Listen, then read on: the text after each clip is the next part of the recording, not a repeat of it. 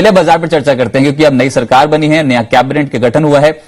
बाजार के जानकारों से हम जानने की कोशिश कर रहे हैं कि उनकी क्या उम्मीदें हैं नई सरकार से और नई कैबिनेट से। आज वी वैद्यनाथन जी हमारे साथ जुड़े हैं, सीएमडी हैं कैपिटल फर्स्ट से। वैद्यनाथन जी नमस्कार, स्वागत है आपका जी बज़ में। सबसे पहले तो नई सरकार और नए कैबिनेट का जो गठन हुआ, अब आपकी क्या उम्मीदें हैं? आप किस तरीके से देखते हैं इस नई कैबिनेट को?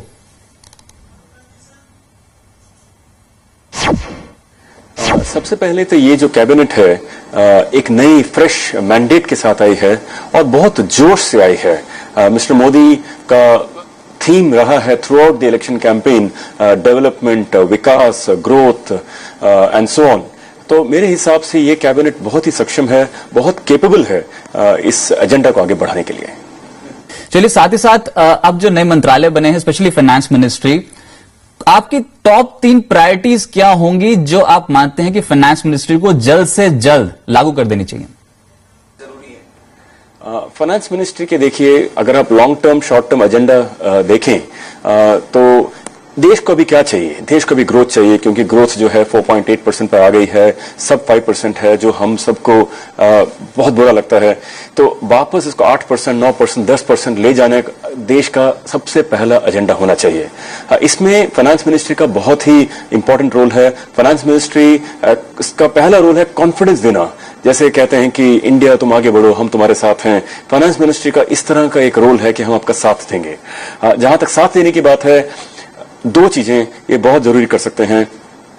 इंडिया को जैसे कहते हैं कि बिजनेस फ्रेंडली करना चाहिए। उसमें जो टैक्स स्ट्रक्चर्स हैं वो डायरेक्टली फाइनेंस डिपार्टमेंट के हाथ में है। जो इनडायरेक्ट टैक्सेस हैं उसमें स्टेबिलिटी चाहिए, जो डायरेक्ट टैक्सेस हैं उसमें स्टेबिलिटी चाहिए, एंड मोस्ट इंपॉर्टेंटली जो ब्यूरोक्रेसी है उसे कम करना पड़ेगा। और ब्यूरोक्रेसी कम करने का एक ही तरीका है, या एक बड़ा तरीका है, जीएसटी। जीएसटी के बारे में बहुत टिप्पणियां हो चुकी हैं, बहुत लोग कहते हैं कि जीएसटी आनी चाहिए, लेकिन एकमात्र तरीका इंडिया में करप्शन कम करने का, मल्टीपल टैक्सेशन कम करने का, पेपर वर्क कम करने का जीएसटी का बहुत बड़ा रोल है। और मेरे हिसाब से फाइनेंस मिनिस्ट्री के इसके ऊपर खास ध्यान देना चाहिए। जी बिल्कुल, और कॉर्पोरेट्स का भी यही कहना है, क्योंकि ये जो 2 रिफॉर्म्स हैं, एक तो जीएसटी टैक्स रिफॉर्म और साथ ही साथ डीटीसी, ये मध्य में अटके हुए हैं। कितना जरूरी है जीएसटी डीटीसी को लागू कर देना? किसी भी देश में, किसी भी इकोनॉमी में अगर बिजनेस को कंटिन्यूअसली बढ़ावा देना है और 15, 20, 30 साल के लिए, तो एक कंटिन्यूटी ऑफ टैक्स स्ट्रक्चर बहुत ही जरूरी है। और कभी भी किसी चीज को आप रेट्रोस्पेक्टिवली अमेंड करेंगे तो सारे बिजनेस प्लान्स उस बिजनेस के खराब हो जाते हैं, या they are not in line with predictions। इसीलिए ये रेट्रोस्पेक्टिव तो खैर बंद करना ही पड़ेगा। दूसरी बात यह है कि मैंने जैसे आपको कहा, सिंप्लिसिटी लाना चाहिए। इसमें मेरे हिसाब से अगर हम ग्रोथ की बात करें फिर से, तो एक अहम डायरेक्शन या कंट्रीब्यूशन ग्रोथ का वो स्मॉल बिजनेसेस से भी आएगा। और मेरे हिसाब से स्मॉल बिजनेसेस के लिए एक अलग से टैक्स स्ट्रक्चर इंडिया में जरूर आना चाहिए, क्योंकि इंडिया में जैसे अभी हम टैक्स स्ट्रक्चर बोलते हैं 30%, उसके ऊपर हम सरचार्ज बोलते हैं 3%। टिपिकली सब बिजनेसेस, चाहे small business, big business, mega business, सबके लिए 30% है। मेरे हिसाब से अगर स्मॉल एंटरप्रेन्योर्स का टैक्स जैसे आप 10% कर दें और उसको with certain amount of growth, जैसे 20 करोड़ 30 करोड़ के प्रॉफिट के बाद उसको 20% कर दें, फिर 30% कर दें, और लार्ज बिजनेसेस को 30% कर दें, तो ये छोटे बिजनेसेस का एक जरूर ग्रोथ आएगा। मेरे हिसाब से ये एक रिफॉर्म जरूर आ सकता है। आज तक किसी सरकार ने इस बारे में सोची नहीं है। यूनिफॉर्म टैक्सेशन की बात करते हैं, लेकिन मेरे हिसाब से इसमें एक अपॉर्चुनिटी है। चलिए, मैं आपके पास वापस आऊंगा वैद्यनाथ जी, पर इससे पहले एक और बड़ी खबर आ रही है। इकरा ने जो यहां पर इकरा पर जो मूडीज ने जो ओपन ऑफर प्राइस है इकरा के लिए, वो बढ़ा दिया है। 2000 रुपए पहले ओपन ऑफर प्राइस था, अब 2400 रुपए उसको कर दिया है। और स्टॉक पे इसका रिएक्शन है, जोरदार तेजी है स्टॉक में। 2286 का मौजूदा, 9296 का ऐसे मौजूदा लेवल देखने को मिल रहा है। एकदम से आप स्पाइक देख सकते हैं, और स्पाइक इस वजह से है क्योंकि जो ओपन ऑफर प्राइस लगाया था मूडीज ने इकरा के लिए, वो पहले था 2000 रुपए, और अब उसको बढ़ा के कर दिया है 2400। सीधा स्टॉक पे रिएक्शन है। लगभग 26.5% हिस्सा जो है वो मूडीज ने ओपन ऑफर के जरिए खरीदना है इकरा में, और प्राइस बढ़ा दें तो यहां पर ऑब्वियसली शेयर पर उसका पॉजिटिव असर देखने को मिलता है। 2300 रुपए का इसमें मौजूदा भाव हो गया है, और 2400 रुपए अब नया ओपन ऑफर प्राइस है इकरा के लिए जो मूडीज ने लगाया है। स्टॉक पे जोरदार रिटर्न है, इंट्राडे बेसिस पे आज दिन के उच्चतम स्तर पर कामकाज कर रहा है। वैद्यनाथ जी, मैं ये भी जानना चाहूंगा कि जिस तरीके से इन्फ्लेशन एक मुद्दा बना, इस पूरे ही चुनाव के दौरान हमने देखा कि महंगाई एक बहुत बड़ा मुद्दा सामने निकल के आया। अब सरकार को इसको टैकल करने के लिए क्या कुछ कदम उठाने चाहिए और कितना जरूरी है कि सबसे पहले वो इन्फ्लेशन को टैकल करें? देखिए, हर सरकार गरीब की बात करती है। पिछले सरकार ने भी गरीब की बात की थी, इस सरकार ने भी मिस्टर मोदी ने भी रिपीटेडली बोला है कि ये सरकार गरीबों के लिए है। जब गरीबों के लिए है तो सबसे बहुत ज्यादा जो इम्पैक्ट है इन्फ्लेशन का, जो गरीबों को काटती है, वो इन्फ्लेशन काटती है, क्योंकि गरीबों का डिस्पोजेबल इनकम कम होता है और इन्फ्लेशन उसको खा जाती है। अगर देयरफॉर इन्फ्लेशन तो कम हमें करना ही पड़ेगा। अगर इन्फ्लेशन कम करें और इसको ध्यान से देखें तो बहुत सारा हमारा इन्फ्लेशन जो है इंपोर्टेड है। जो हम तेल है उसके हम आयात करते हैं, उसको हम इंपोर्ट करते हैं, वो जब हमारा रुपी वीक होता है तो उसका इम्पैक्ट डायरेक्टली इन्फ्लेशन पे आता है। Vegetable oil is the other bigger portion of inflation of import. Gold is the third portion of import. ये तीन चीजें जो हैं इंपोर्ट से आती हैं और तीनों का हमारा कंट्रीब्यूशन कहीं ना कहीं हमारे इन्फ्लेशन में है।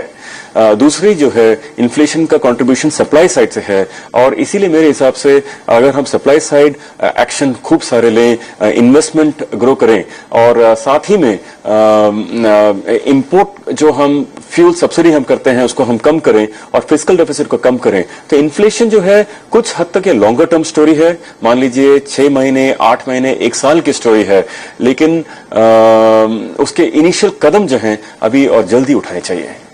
जी बिल्कुल, आपने कहा कि इन्वेस्टमेंट की बेहद जरूरत है और कॉर्पोरेट्स भी यही मानते हैं और ये इन्वेस्टमेंट बढ़ सकती है फॉरेन डायरेक्ट इन्वेस्टमेंट के जरिए। एफडीआई बढ़ेगी तो ऑब्वियसली इन्वेस्टमेंट बढ़ती हुई नजर आएगी देश में। कितना जरूरी है एफडीआई के मुद्दे को टैकल करना और क्या प्राथमिकता होनी चाहिए सरकार की?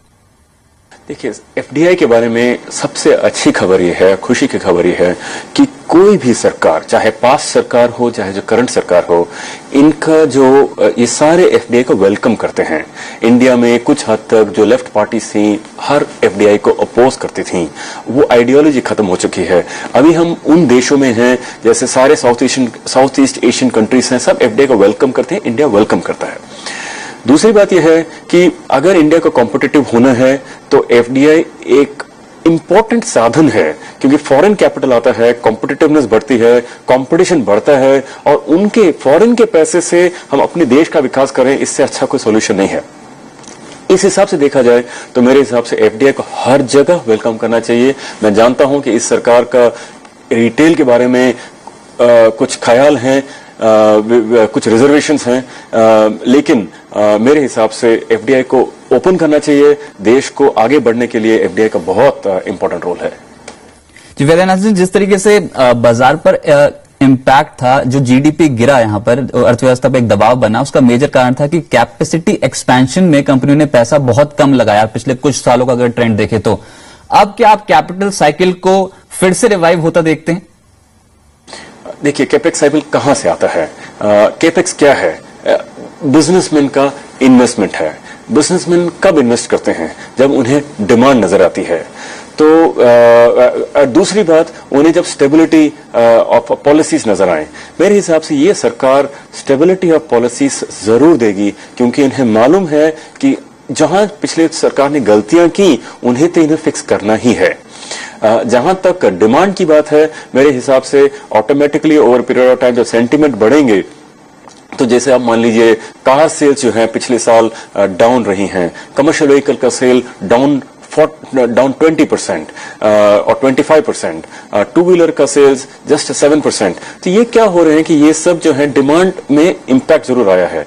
मेरे हिसाब से अभी डिमांड वापस आने लगेगा एंड जब डिमांड वापस आएगा और स्टेबिलिटी आएगी तो कैपेक्स जरूर आने लगेगा। It's a matter of time. मेरे हिसाब से आप मान लीजिए 6 महीने, 8 महीने, उसके अंदर इन्वेस्टमेंट एक अच्छा साइकिल आएगा। चलिए, 6-8 महीने में कैपेक्स जो है वो कंपनियां बढ़ा सकती हैं अगर सरकार ने बेहतर नीतियां बना दी तो। पर एक और मुद्दा है और वो है ब्याज दरों का। ब्याज दरों से भी जो काफी ऐसी कंपनियां हैं, खासतौर से इंफ्रास्ट्रक्चर सेक्टर में, जो ब्याज दरों से जूझ रही हैं, ज्यादा ब्याज दरों से। कितना आप देखते हैं कि इंटरेस्ट रेट्स क्या आने वाले समय के लिए कुछ कम हो सकते हैं? बहुत हद तक ये सवाल कॉन्फिडेंस जो फिस्कल डेफिसिट में जो नई सरकार की नीतियां हैं, उसको फिस्कल डेफिसिट को कंट्रोल करने के ऊपर है। अगर सरकार क्लियर कदम उठाती है कि हम सब्सिडीज को कम करेंगे या स्टेबलाइज करेंगे और हम ग्रोथ को बढ़ाएंगे, देयरफॉर फिस्कल डेफिसिट का पाथ ये है। और ये कॉन्फिडेंस अगर ये सरकार आरबीआई को दे तो उसके ऊपर बहुत हद तक निर्भर है। लेकिन जहां तक इंटरेस्ट रेट्स मार्केट में इंपैक्ट आने की बात है, एक वेरी यूनिक सिचुएशन अभी हो रहा है। अभी जो डॉलर्स इंडिया में आ रहे हैं पिछले 5-6 महीनों से या 3-4 महीनों से, इसे फॉर द फर्स्ट टाइम का 1-2 साल में आरबीआई को ऐसा लगा कि हमारे पास बहुत सप्लाई आ रहा है और हमें डॉलर्स को खरीद के वापस रुपी मार्केट में भेजना पड़ रहा है। जैसे ही ये फिनोमिनन प्ले करती है, ऑटोमेटिकली लिक्विडिटी बढ़ती है और लिक्विडिटी बढ़ने के कारण मेरे हिसाब से चाहे आरबीआई अपने रेट्स जो repo rate, reverse repo rate कम करें या ना करें, लेकिन जो लिक्विडिटी, एक्सेस लिक्विडिटी या जो मैं कह रहा हूं लिक्विडिटी अभी जो मार्केट में आने वाली है, उससे जो शॉर्ट टर्म रेट्स हैं वो ऑटोमेटिकली आरबीआई के कुछ ना किए बगैर भी थोड़े बहुत जरूर कम होंगे। वैद्यनाथन जी, बहुत बहुत शुक्रिया आपका हमारे साथ जुड़ने के लिए, जी बिजनेस को अपना कीमती समय देखने के लिए और नई सरकार और कैबिनेट से क्या उम्मीदें हैं इस पर चर्चा करने के लिए बहुत बहुत शुक्रिया। फिलहाल 6 अंकों की बढ़त निफ्टी पे देखने को मिल रही है और सेंसेक्स पे भी 6 अंकों की बढ़त देखने को मिल रही है। फायदे की खबर देखते हैं।